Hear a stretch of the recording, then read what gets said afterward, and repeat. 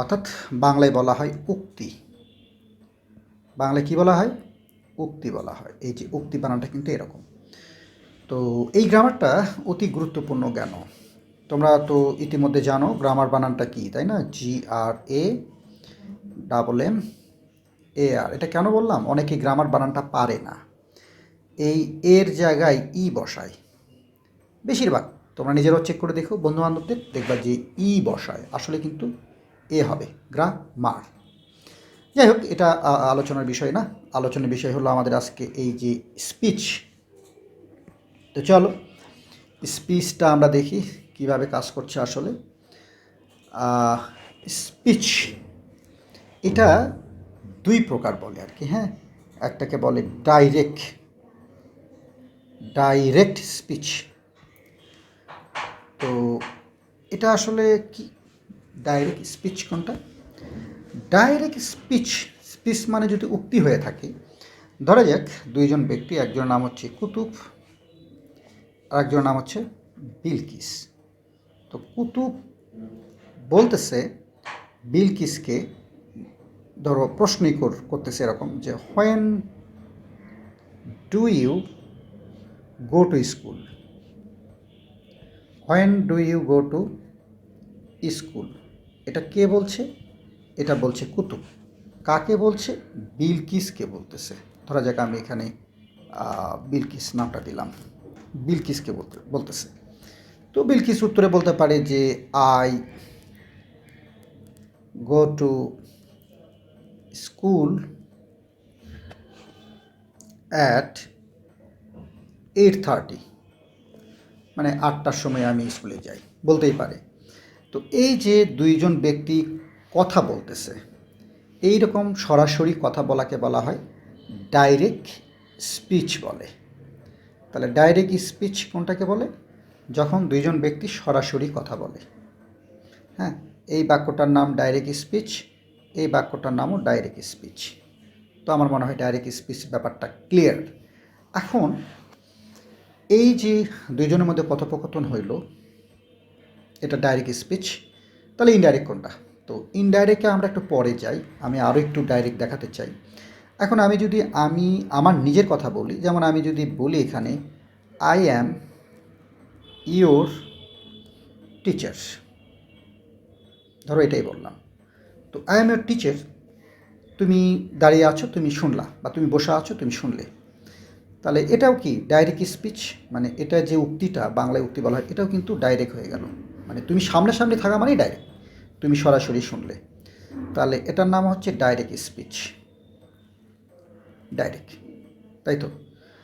কিংবা আমি যদি আরও বলি যে আই লাভ টিচিং, আমি পড়াতে ভালোবাসি, এটাও আমি তোমাকে বললাম। তার মানে কি? এটা হচ্ছে ডাইরেক্ট স্পিচ।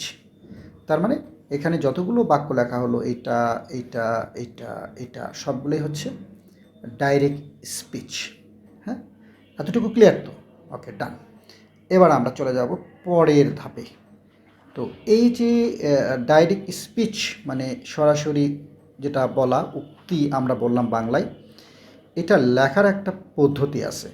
মানে আমরা যখন ন্যারেশনের সিস্টেমে লিখব, কীরকম? আমি যেমনটি বলেছি এখানে যে আই অ্যাম ইয়োর টিচার, আবারও লিখি একটু তোমাদের সুবিধার জন্য। আই অ্যাম ইয়োর টিচার, এটা কার কথা? আই অ্যাম ইয়োর টিচার, এই মানে এই উক্তিটা কার? উক্তিটা হচ্ছে আমার। তো সেটা এক্সট্রাভাবে লিখে দিতে হবে, স্যার সেইড। মানে আই এম ইয়োর টিচারের কথাটা হচ্ছে স্যারের কথা, এবং এই কথাটা এরকম ইনভার্টেড কমার মধ্যে রাখতে হবে, হ্যাঁ। মানে যেটাকে আমরা স্পিচ বলতেছি, এই যে এটাকে ডাইরেক্ট স্পিচ। এটা কি? ডাইরেক্ট স্পিচ সংক্ষেপে লিখলাম। Direct speech, I am your teacher, কথাটা কার? Sir said. এখন এই কথাটা যদি ধরা যাক স্যার এটা বলেছে, আমাকেই বলেছে, কেউ একজন বলতে, স্যার সেইড টু মি, তখন লিখতে হবে। লিখে তার নিচে লিখতে হবে কথাটা কী লিখেছে, কী বলেছিল sir? I am your teacher. তো এখানে দেখার বিষয় যেটা, সেটা হচ্ছে এই যে আই এম ইয়োর টিচার, এই বাক্যটা বা উক্তিটা কার ছিল? এটা স্যারের ছিল। কাকে বলেছে? মিকে বলেছে। এটা কিন্তু বাক্যে স্পষ্ট লেখাই থাকে। মানে আসলে এইগুলো আহামরি কিছু না। এখন ধরো স্যার যদি এটা আরেকজনকে বলে থাকে, তখন এই মির জায়গায় আরেকজনের নাম লেখা থাকবে, যেমন স্যার সেই একটু কুতুব লেখা থাকবে। মানে কে কাকে বলেছে সেটা লেখা থাকতে পারে, নাও লেখা থাকতে পারে। তো ডাইরেক্ট স্পিচগুলো সাধারণত এইভাবেই লেখা থাকে, আমি যেটা দেখালাম।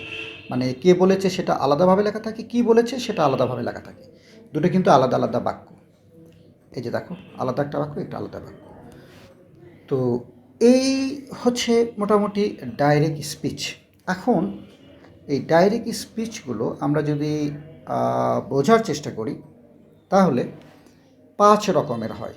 মানে বাক্যগুলো 5 রকমের হয়। যেমন একটা হচ্ছে অ্যাসার্টিভ, অ্যাসার্টিভ, একটা হচ্ছে ইম্পারেটিভ, সংক্ষেপে লিখি আমি, আর একটা হচ্ছে ইন্ট্রোগেটিভ, একটা হলো অপটেটিভ, একটা হচ্ছে এক্সক্লামেটরি। এই 5 রকমের হয় কিন্তু ডাইরেক্ট স্পিচ। ডাইরেক্ট মানে মানুষ যখন সরাসরি কথা বলে, সেই ডাইরেক্ট স্পিচটা হচ্ছে 5 রকমের হয়। এরকম 5 রকমের হয়। কেমন?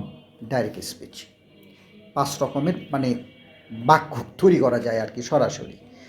এখন ধরো অ্যাসার্টিভ সেন্টেন্স মানে কী বোঝায়? যেমন অ্যাসার্টিভ সেন্টেন্স মানে সাবজেক্ট থাকে, তারপরে ভার্ব থাকে, আই অ্যাম ইয়োর টিচার, তারপরে যা থাকে থাক। এটা হলো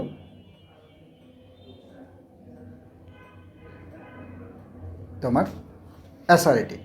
ইম্পারেটিভ বাক্যে কী থাকে? ইম্পারেটিভ বাক্যে হচ্ছে ভার্ব দিয়ে শুরু হয়, যেমন গো হোম। ইন্ট্রোগেটিভ বাক্যগুলো তো জানোই, একটা প্রশ্ন থাকে, বাক্যগুলো শুরু হয় এরকম, do you know me, do you know me, এরকম। অপটেটিভ সেন্টেন্সে বাক্যগুলো থাকে মে গড ব্লেস ইউ, তাই না? আর এক্সক্লেমেটরি সেন্টেন্সে একটা আবেগ থাকে, যেমন what a nice pen it is, এবং একটা চিহ্ন থাকে। দুনিয়াতে কিন্তু বাক্য এরকম 5 রকমই হয়। এই 5 রকমের বাক্য আমরা ব্যবহার করে থাকি কোন স্পিচে? Direct speech. তার মানে ডাইরেক্ট স্পিচগুলো মানে একজন মানুষ আরেকজন মানুষকে সামনাসামনি এরকম 5 রকমভাবে কথা বলতে পারে। আমরা যদি এখানটা মানুষ কল্পনা করি, যে দেখা গেলো যে মানুষ খুব হাসি খুশি, সে 5 রকমভাবে কথা বলতে পারে, তার মনের ভাব প্রকাশ করতে পারে। হ্যাঁ, এই যে বাক্য 5 রকম, এগুলো সবই কিন্তু ডাইরেক্ট স্পিচ। এগুলোকে ডাইরেক্ট স্পিচ নাম দেওয়া হয়েছে, দ্যাটস অল। এর মধ্যে কিছু নেই। তবে একটা জিনিস খেয়াল রাখতে হবে, অ্যাসার্টিভ সেন্টেন্সের, এই যে অ্যাসার্টিভ সেন্টেন্সের গঠনগুলো দেখো, প্রথমে সাবজেক্ট দিয়ে গঠিত হয়। ইম্পারেটিভে প্রথমে ভার্ব থাকে, প্রশ্নবোধকে এরকম সাহায্যকারী ভার্ব থাকে, তারপরে সাবজেক্ট থাকে। এটা সাবজেক্ট, এটা কিন্তু সাহায্যকারী ভার্ব, মানে হেল্পিং ভার্ব। অপটেটিভে মে জাতীয় কিছু শব্দ থাকে, যেটা দোয়া আশীর্বাদ এরকম বোঝায়। এক্সক্লেমেটরিতে আবেগের উপরে জোর দেওয়া হয়, যেমন হোয়াট, এখানে একটা জোর দেওয়া হয়েছে, এবং শেষে এক্সক্লেমেশন একটা সাইন থাকে। বাক্যগুলো এরকম একটা আবেগের বিষয়। এই হচ্ছে ডাইরেক্ট স্পিচে 5 রকমের বাক্য আমরা দেখলাম।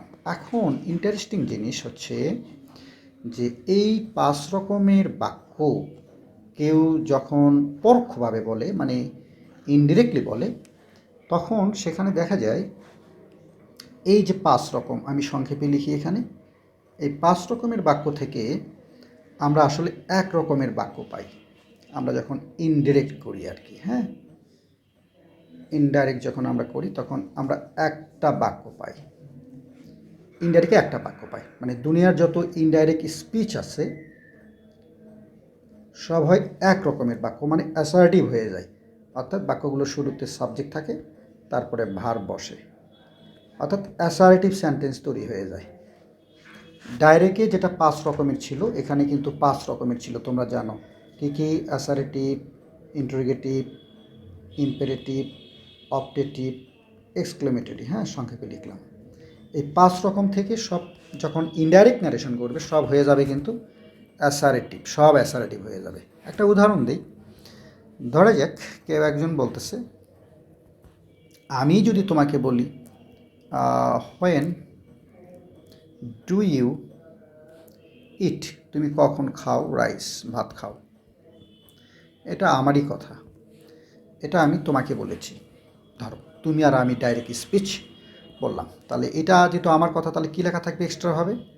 স্যার সেইড, এই যে সেইড টু মি, এভাবে আলাদাটা বাক্য লেখা থাকে। ডাইরেক্ট এরকম দুটো বাক্য দেওয়া থাকবে, কে কাকে বলেছে আর স্পিচ কোনটা। স্পিচ তো আমরা তো বলে দিলাম, এই যেটা হলো স্পিচ।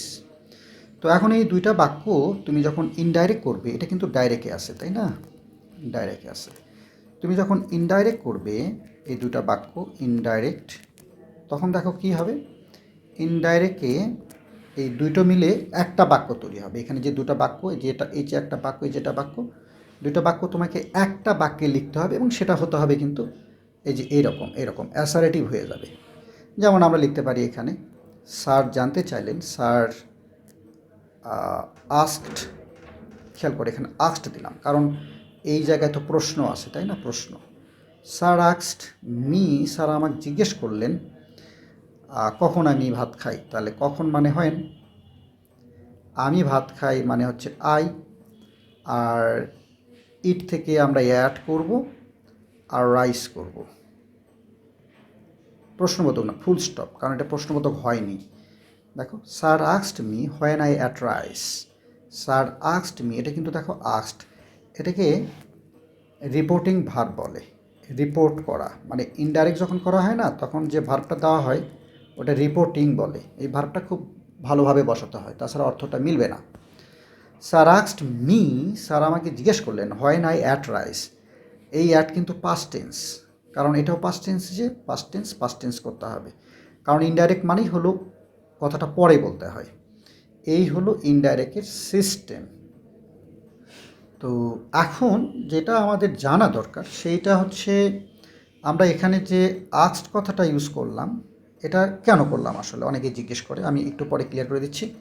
তবে খেয়াল করো যে এখানে যে দুটো বাক্য, যে এই দুইটা বাক্য আমি এখানে একটা বাক্যে নিয়ে ফেলছি। খেয়াল করো, when do you eat rice, এটা কে বলেছে? Sir said to me. স্যারের জায়গায় অন্য কেউ হতে পারে, ইট ডাজেন্ট ম্যাটার, যেটা হবে সেটা তুমি এখানে বসায় দিবা। তাহলে sir asked me when I ate rice, এই যে তুমি এটা যে লিখলে দুটো বাক্য সমান একটা বাক্য করলে, এটার বাংলাটাও কিন্তু তোমার জানতে হবে, তাহলে তোমার ন্যারেশনটা আরও সহজ লাগবে। আর যদি বাংলা না জানো তাহলে কিন্তু এটা ভালো লাগবে না আসলে, হ্যাঁ, বা তুমি শিখবেও না আসলে। তো এই যে বিষয়টা আমি তোমাদের যেটা এখন পড়াচ্ছি এখানে, তো এইটা তোমরা পরবর্তীতে যেটা করবে, এটা বেসিক আকারে পড়ানো চলছে এখানে। এরপর আমি আরও কিছু উদাহরণ এখানে দিচ্ছি, দেখো। সেটা এরকম যে আমরা যখন ইনডাইরেক্ট করব, অর্থাৎ ইনডাইরেক্ট যখন করব আর কি, কেমন? ডাইরেক্ট থেকে যখন আমরা ইনডাইরেক্ট করব, তখন খেয়াল রাখবে যে রিপোর্টিং ভার্ব নামে একটা জিনিস আমরা আলাদাভাবে একটু শিখব। রিপোর্টিং ভার্ব, রিপোর্টিং ভার্ব কোনটাকে বলে আমি বলছি। দেখো, রিপোর্টিং ভার্ব হলো, যেমন আমি যদি কাউকে প্রশ্ন করি যে তুমি কখন ভাত খাও, তো এটা তুমি যখন ইনডাইরেক্ট করবে তখন কিন্তু লিখবে হলো আস্কড, এটা লিখবে। আমি যদি কাউকে উপদেশ দিই তখন তুমি লিখবে অ্যাডভাইসড, এটা লিখবে। আমি যদি কাউকে ধরো প্রস্তাব দিই তখন তুমি লিখবে প্রপোজড, এরকম। আমি যদি কাউকে অনুরোধ করি তখন তুমি লিখবে রিকোয়েস্টেড। খেয়াল করো সব জায়গায় ed, requested, proposed, advised, asked. কেন হয় এটা? এটা ইনডাইরেক্টে মানেই হলো পাস্ট টেন্স। যখনই তুমি ইনডাইরেক্ট করবে, যে ইনডাইরেক্ট মানেই হলো বাক্যগুলো হয়ে যাবে পাস্ট টেন্স। কেন পাস্ট টেন্স হয়? ইনডাইরেক্ট মানেই তো পরে কথা বলা, তাই না? ধরা যাক এখানে দুইজন ব্যক্তি, এই যে একজন ব্যক্তি, এই যে একজন ব্যক্তি, তো দুইজন ব্যক্তি সরাসরি ধরো কথা বলতেছে, সরাসরি কথা বলতেছে। তো সরাসরি কথা বলতেছে হলো ধরা যাক সকাল 10টায়, 10 AM। এখন এই দুইজন ব্যক্তির কথা 12টার সময় যদি মানে বলা হয়, 12টার দিকে, অর্থাৎ 12টার দিকে যদি বলে এই দুইজন ব্যক্তির কথাটা, তাহলে 10টার সময় যে কথাটা, সেই কথাটা কি হবে, আগে হয়ে যাবে তখন। তার মানে আগের কথাটা মানে কি পাস্ট টেন্সে চলে আসবে। এই জন্য আমরা বলে থাকি যে ইনডাইরেক্ট যখন আমরা করি সেগুলো সবই চলে যায় পাস্ট টেন্সে। আর এখানে রিপোর্টিং ভার্বটা খুব জরুরি, মানে কখন আস্কড দিব, কখন অ্যাডভাইস দিব, কখন প্রপোজ দিব, কখন রিকোয়েস্টেড দিব, এগুলো কিন্তু নির্ভর করবে কি অর্থের উপর, অর্থের উপর নির্ভর করে। অর্থটা কিন্তু খুবই গুরুত্বপূর্ণ। তো মোটামুটি এই হলো সার্বিক বিষয় এই টপিকটা নিয়ে। এখন এরপরে যেটা নিয়ে আমাদের কথা বলতে হবে সেটা হচ্ছে একটু প্র্যাকটিস করা দরকার, তাই না? তোমরা তো আসলে ন্যারেশন অনেক সময় প্যারেশন মনে করো, ব্যাপারটা কিন্তু এরকম না। This is very simple.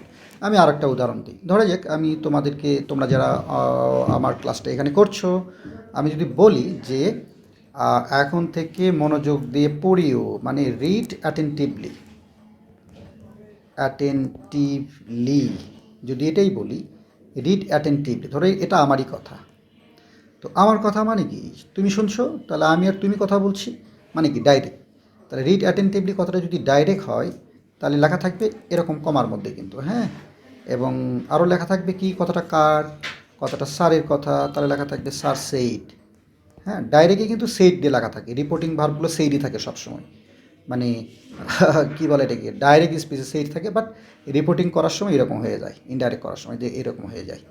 তাহলে রিড অ্যাটেন্টিভলি এটা যদি তুমি পরে কাউকে বলো আমার এই কথাটা, তখন কিন্তু তুমি অবশ্যই অবশ্যই বলবে স্যার আমাকে উপদেশ দিয়েছে মনোযোগ দিয়ে পড়ার।